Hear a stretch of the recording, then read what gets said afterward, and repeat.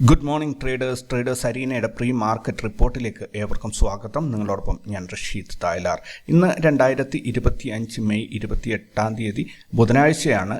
നോക്കാം എന്തൊക്കെയാണ് ഇന്നത്തെ പ്രധാനപ്പെട്ട വിശേഷങ്ങൾ എന്നുള്ളത്. അതിന് മുൻപേ ആദ്യമായിട്ടാണ് ചാനൽ സന്ദർശിക്കുന്നതെങ്കിൽ സബ്സ്ക്രൈബ് ചെയ്ത് പരമാവധി സപ്പോർട്ട് ചെയ്യുക. അതുപോലെ വീഡിയോ ഷെയർ ചെയ്ത് നിങ്ങളുടെ ഫ്രണ്ട് സർക്കിൾ കൂടി ഒന്ന് പ്രൊമോട്ട് ചെയ്യണം എന്ന് ഓർമ്മിപ്പിച്ചുകൊണ്ട് ഇന്നത്തെ പ്രധാനപ്പെട്ട സംഭവ വികാസങ്ങളിലേക്ക് നമുക്ക് കടക്കാം.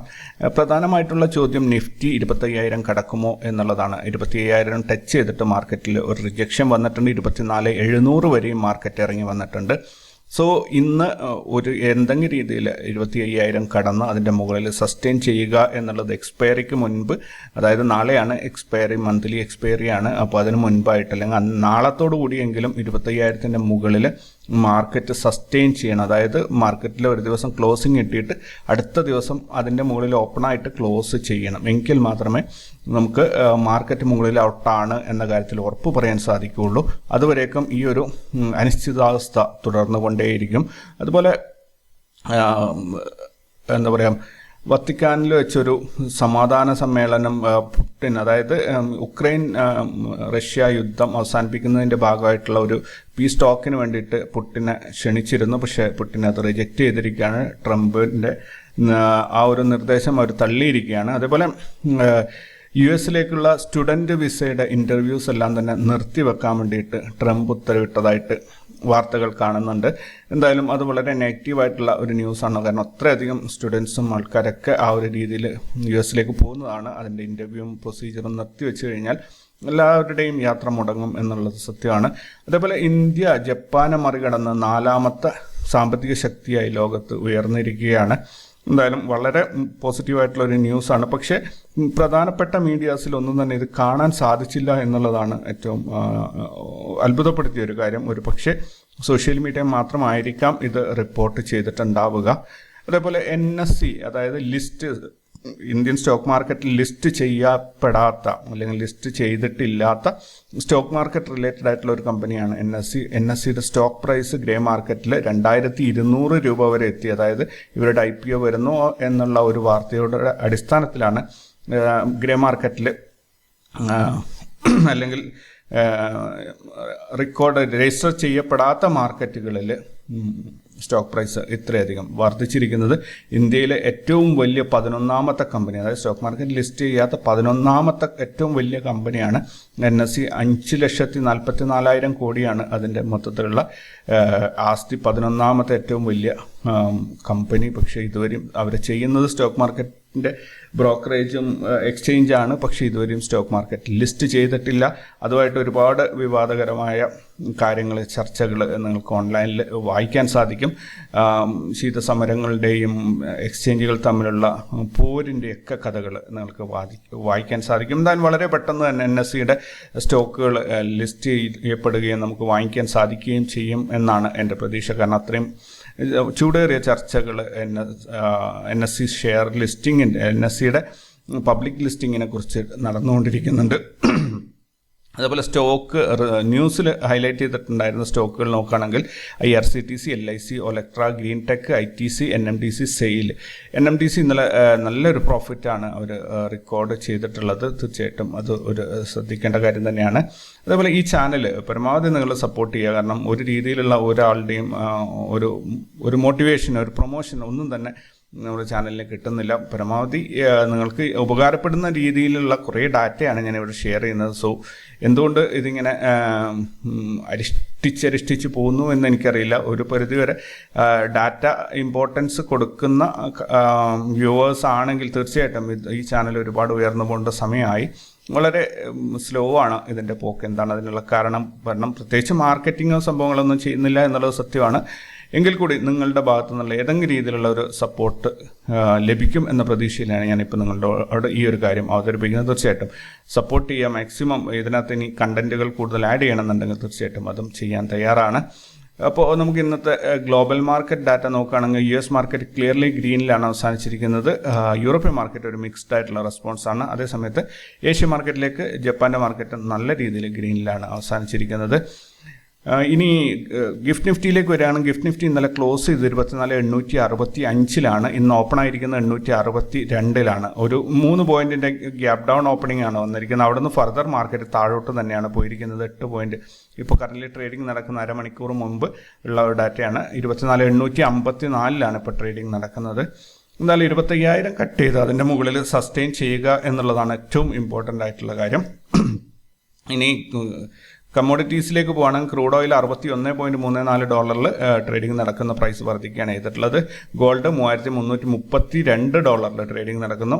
ബിറ്റ് കോയിൻ പ്രൈസ് ചെറിയ രീതിയിൽ ഇടിഞ്ഞിട്ടുണ്ടെങ്കിലും $1,09,000 ഇപ്പോൾ നടക്കുന്നത്. അതേപോലെ ഇന്ത്യൻ രൂപയുടെ മൂല്യം ചെറിയ രീതിയിൽ ഇടിഞ്ഞിട്ടുണ്ട്. 85.11 എത്തിയിരുന്നു. പക്ഷേ ഇപ്പോൾ 85 രൂപ 35 ഒരു $1 വിനിമയ നിരക്ക്. ഇനി ഗ്ലോബൽ ഇവൻറ്റ്സിലേക്ക് അല്ലെങ്കിൽ ഗ്ലോബൽ ഡാറ്റ നോക്കുകയാണെങ്കിൽ ഇന്ത്യയിൽ നിന്ന് വരാനുള്ള 4 ഡാറ്റ ഉണ്ട്. അതായത് cumulative industrial production year on year, manufacturing output month on month, India M3 money supply, ഇത്രയും ഇവൻറ്റുകൾ ഇന്ത്യയിൽ നിന്ന് വരാനുള്ളതാണ്. US നിന്ന് OPEC meeting, MBA 30-year mortgage rate, MBA mortgage applications, MBA purchase index, mortgage market index, mortgage refinance index, red book year on year, Richmond manufacturing index, Richmond manufacturing shipments, Richmond services index, ഇത്രയും ഈവൻറ്റുകളാണ് ഇന്ന് വരാനുള്ളത്.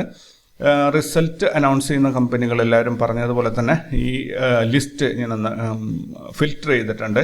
Nifty 500 plus കുറച്ചധികം selected ആയിട്ടുള്ള കമ്പനികൾ, അത്രയും ഉള്ള ലിസ്റ്റിനകത്ത് ഏതെങ്കിലും ഇന്ന് റിസൾട്ട് അനൗൺസ് ചെയ്യുന്നുണ്ടെങ്കിൽ അത് മാത്രമാണ് ഇവിടെ ഡിസ്പ്ലേ ചെയ്യുക. സോ ഇന്ന് ഇപ്പോൾ കിട്ടിയിരിക്കുന്ന കമ്പനി MMTC മാത്രമാണ്. ഇതിലധികം 100-ലധികം സ്റ്റോക്കുകളുണ്ട്. ഇതിൻ്റെ കംപ്ലീറ്റ് ലിസ്റ്റ് നിങ്ങൾക്ക് വേണമെന്നുണ്ടെങ്കിൽ stock market news every minute എന്നുള്ള ആ ടെലിഗ്രാം ചാനലിൽ കയറി കഴിഞ്ഞാൽ രാവിലെ 7 മണിക്ക് എല്ലാ ദിവസവും കംപ്ലീറ്റ് ലിസ്റ്റും പബ്ലിഷ് ചെയ്യുന്നുണ്ട്. ഒരു ദിവസം റിസൾട്ട് അനൗൺസ് ചെയ്യുന്ന കമ്പനികളുടെ മുഴുവൻ ലിസ്റ്റും അതൊന്ന് നോക്കിക്കഴിഞ്ഞാൽ ഇന്ന് ഏതൊക്കെ കമ്പനികളാണ്, പെന്നി സ്റ്റോക്ക് അടക്കം എല്ലാം അതിനകത്ത് ലിസ്റ്റ് ചെയ്യുന്നുണ്ട്. സോ അതൊന്ന് ചെക്ക് ചെയ്യാൻ വേണ്ടി പ്രത്യേകം ശ്രദ്ധിക്കുക. F&O ബാനിൽ വന്നിരിക്കുന്നത് ഒറ്റ കമ്പനിയാണ്, RBL ബാങ്ക് മാത്രമാണ്. ദെൻ ഇൻസ്റ്റിറ്റ്യൂഷണൽ ആക്ടിവിറ്റീസ് നോക്കുകയാണെങ്കിൽ ഫോറിൻ ഇൻസ്റ്റിറ്റ്യൂഷണൽ ഇൻവെസ്റ്റേഴ്സ് 348 കോടിയുടെ ബൈയിങ് ആണ് ചെയ്തത്. അതേപോലെ ഡൊമസ്റ്റിക് ഇൻസ്റ്റിറ്റ്യൂഷൻസ് 10,104 കോടിയുടെ ബൈയിങ് ആണ് ചെയ്തിരിക്കുന്നത്. അങ്ങനെ മൊത്തത്തിൽ നോക്കുകയാണെങ്കിൽ 10,453 കോടി രൂപ ഇന്ത്യൻ മാർക്കറ്റിൽ നിക്ഷേപമായി എത്തിയതായിട്ട് നമുക്ക് കാണാൻ സാധിക്കുന്നത്. ദെൻ ഈ സെക്ടറൽ പെർഫോമൻസ് നോക്കുകയാണെങ്കിൽ എല്ലാ സെക്ടറുകളും കഴിഞ്ഞ ദിവസം നെഗറ്റീവിലാണ് ക്ലോസ് ചെയ്തത്. ഫാർമ, PSU ബാങ്ക്, റിയാലിറ്റി ഒഴികെ ബാക്കിയെല്ലാം തന്നെ നെഗറ്റീവിലാണ്. ഫാർമ സെക്ടർ ഗ്രീനിലാണ്, PSU ഗ്രീനിലാണ്, അതേപോലെ റിയാലിറ്റിയും ഗ്രീനിലാണ് അവസാനിച്ചിരിക്കുന്നത്. ഏറ്റവും വലിയ നഷ്ടം ഉണ്ടാക്കിയിരിക്കുന്നത് എനിക്ക് തോന്നുന്നു IT സെക്ടറാണ്. 0.75%. അതിനേക്കാൾ കൂടുതൽ FMCGയിൽ വന്നിട്ടുണ്ട്, 0.88%. ഗ്രോത്ത് നോക്കുകയാണെങ്കിൽ അത്രയും വലിയ ഗ്രോത്ത് സെക്ടറിലും വന്നിട്ടുമില്ല. ഇനി ETF-ലേക്ക് പോവുകയാണെങ്കിൽ ETF Nifty BeES, bank BeES, gold BeES, auto BeES, IT BeES ഇതെല്ലാം തന്നെ നെഗറ്റീവിലാണ് ക്ലോസ് ചെയ്തത്. ഫാർമ ബീസ് മാത്രമാണ് പോസിറ്റീവിൽ ക്ലോസ് ചെയ്തത്. ജസ്റ്റ് ബ്രേക്ക് ഈവനായി എന്നേ ഉള്ളൂ, വലിയൊരു മുന്നേറ്റം എന്ന് പറയാനില്ല. റേഞ്ച്, അതായത് ബയേഴ്സ് മാത്രം ആക്റ്റീവായിട്ടുണ്ടായിരുന്ന സ്റ്റോക്കുകൾ നോക്കുകയാണെങ്കിൽ Simcom, formula, Yatra online, Pudumjee industrials, 7 life science, Reliance home, Kronox lab, ITI, delta, Nupur, diamond power, ഇത്രയും സ്റ്റോക്കുകൾ ബയേഴ്സ് മാത്രം ആക്റ്റീവായിട്ടുണ്ടായിരുന്നതാണ്. സെല്ലേഴ്സ് മാത്രം ആക്റ്റീവായിട്ടുണ്ടായിരുന്ന സ്റ്റോക്കുകൾ Olectra, green tea, orchid pharma, DCM financial, Sumitomo, Sagility India, Parshvanath, diligent media, Bajaj health, cords cable, TVS, Srichakra, ഇത്രയും സ്റ്റോക്കുകളാണ്. ഇത് ഒത്തിരി പേര് ചോദിക്കുന്നുണ്ട് ഇതിൻ്റെ ഒരു യൂസ് എന്താണെന്നുള്ളത്. ഇതിൻ്റെ യൂസ്, ഇത് ഒത്തിരി പേര് ഈ ഒരു ഡാറ്റ വെച്ചിട്ട് അവരുടെ ട്രേഡ് പ്ലാൻ ചെയ്യുന്നുണ്ട്. അതെങ്ങനെയാണ് ചെയ്യേണ്ടതെന്നൊക്കെ നിങ്ങൾ ഏതെങ്കിലും രീതിയിൽ പഠിച്ചെടുക്കാൻ ശ്രമിക്കുക. ഈ ഡാറ്റ അത്രയും ഇമ്പോർട്ടൻ്റ് ആയിട്ടുള്ള ഡാറ്റയാണ്. അതുകൊണ്ടാണ് ഞാൻ ഈ 10 വെച്ച് വായിക്കുന്നത്. സോ നിങ്ങൾക്കത് ഉപയോഗിക്കാൻ അറിയുന്നവർ ഒത്തിരി പേര്, എനിക്ക് തോന്നുന്നു 10-25 പേര് വളരെ സ്മാർട്ടായിട്ട് ഈ ഒരു ഡാറ്റ ഉപയോഗപ്പെടുത്തുന്നുണ്ട്. തീർച്ചയായിട്ടും നിങ്ങൾക്ക് അറിയാമെങ്കിൽ നിങ്ങളും കൂടി ഉപയോഗപ്പെടുത്താൻ ശ്രമിക്കുക. ദെൻ ഇന്നലത്തെ നിഫ്റ്റിയുടെ പെർഫോമൻസ് നോക്കുകയാണെങ്കിൽ ഇന്നലെ 130 പോയിന്റ് നഷ്ടത്തിൽ 24,826 മാർക്കറ്റ് ക്ലോസ് ചെയ്തത്. ഈ ആഴ്ചയിൽ നിഫ്റ്റിയിൽ 93 പോയിന്റിൻ്റെ നഷ്ടമാണ് ഇതുവരെയായിട്ട് ഉണ്ടായിരിക്കുന്നത്. ഈ മാസത്തിൽ 484 പോയിന്റിൻ്റെ മാത്രം ഒരു മുന്നേറ്റത്തിൽ നിഫ്റ്റി നിൽക്കുകയാണ്. മാസം അവസാനിക്കാൻ പോവുകയാണ്. ഇനി 3 ദിവസമായിരിക്കും പരമാവധി നമുക്ക് കിട്ടുക. നോക്കാം എങ്ങനെയാണ് പോകുന്നത് എന്നുള്ള. നോർമലി അവസാന ദിവസങ്ങളിൽ പറന്നുയർന്ന് പോകാറുണ്ട് എക്സ്പയറി വരുന്ന ദിവസങ്ങളിൽ. അതുകൊണ്ടാണ് ഞാൻ തുടക്കത്തിൽ പറഞ്ഞത് നിഫ്റ്റി 25,000 മുകളിലേക്ക് കയറി പോകണം എന്ന്. ഇന്നല്ലെങ്കിൽ നാളെ 25,000 മുകളിൽ കയറി നിൽക്കണം. അവിടെ ഒരു ദിവസം ക്ലോസ് ചെയ്തിട്ട് 25,000 മുകളിൽ ഒരു ദിവസം ക്ലോസ് ചെയ്യണം. നെക്സ്റ്റ് ഡേ അതിൻ്റെ മുകളിൽ ഓപ്പൺ ആയിട്ട് അതിൻ്റെ മുകളിൽ തന്നെ ക്ലോസ് ചെയ്യണം.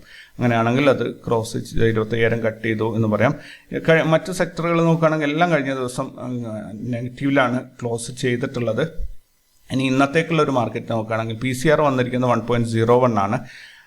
ഹയസ്റ്റ് കോൾ റേറ്റിംഗ് 26,000 1,92,000 ആണ് വന്നിരിക്കുന്നത്. ഹയസ്റ്റ് പുട്ട് റേറ്റിംഗ് 24,000 1,66,000 ആണ് വന്നിരിക്കുന്നത്. വിക്സ് 18.54 ആണ് വന്നിട്ടുള്ളത്. Spot price 24,826.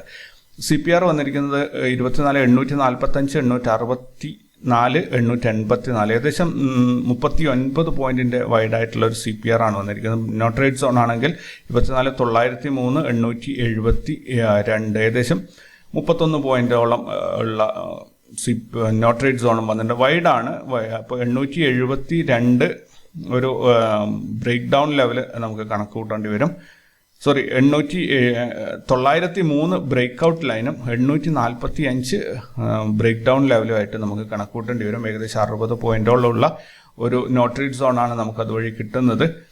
ഇനി 24,903 കട്ട് ചെയ്ത് മുകളിലോട്ട് പോവുകയാണെങ്കിൽ ഏകദേശം ഒരു 160 പോയിന്റ് മുകളിലോട്ട് കയറി 25,064 വരെ മാർക്കറ്റ് കയറി പോകാൻ സാധ്യതയുണ്ട്. ഇനി അതല്ല മാർക്കറ്റ് 24,845 കട്ട് ചെയ്ത് താഴോട്ട് വരികയാണെങ്കിൽ 24,588 വരെയും ഏകദേശം 240 പോയിന്റോളം താഴോട്ട് ഇറങ്ങി വരാനുള്ള സാധ്യതയുമുണ്ട്. എന്തായാലും നോക്കാം. ലൈവ് മാർക്കറ്റിൽ മാത്രമേ നമുക്കിത് കൺഫേം ചെയ്യാൻ സാധിക്കുള്ളൂ. 25,000 കട്ട് ചെയ്തിട്ട് 25,064 ചിലപ്പോൾ ആ ഒരു ഭാഗത്ത് ഓപ്പൺ ആയിട്ട് തിരിച്ച് താഴോട്ട് ഇറങ്ങി വരാനുള്ള സാധ്യതകളുണ്ട്. എന്നാൽ 24,826 നിന്നും ഒരു 200 പോയിന്റ് ഗ്യാപ്പ് അപ്പ് ഓപ്പണിങ്ങിൽ വരികയാണെങ്കിൽ മാർക്കറ്റ് പിന്നീട് താഴോട്ടോ അല്ലെങ്കിൽ സൈഡ് വൈസോ ആയിരിക്കും പോകാൻ സാധ്യതയുള്ളത്.